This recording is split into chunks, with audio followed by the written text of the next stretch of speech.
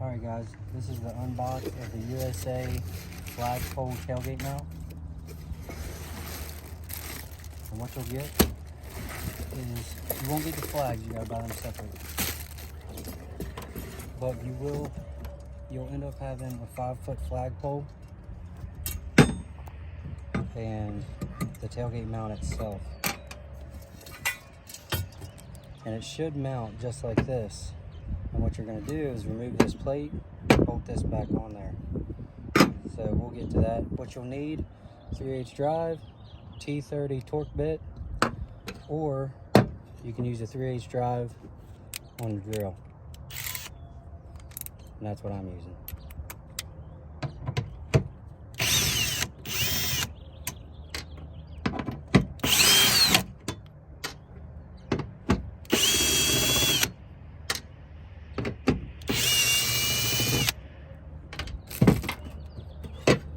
So this is what you do. You'll remove that plate and this one goes right into place. If you guys are interested in this mount, just let me know and I'll post the description.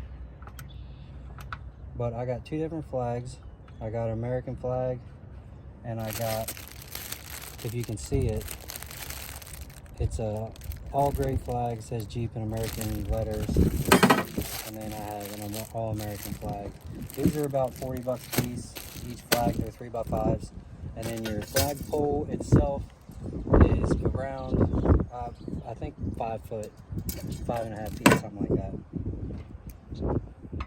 But alright guys, once I get this all together,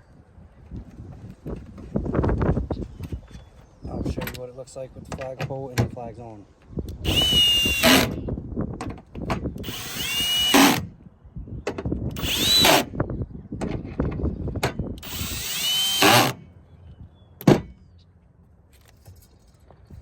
Get one of the flags on, see what it looks like.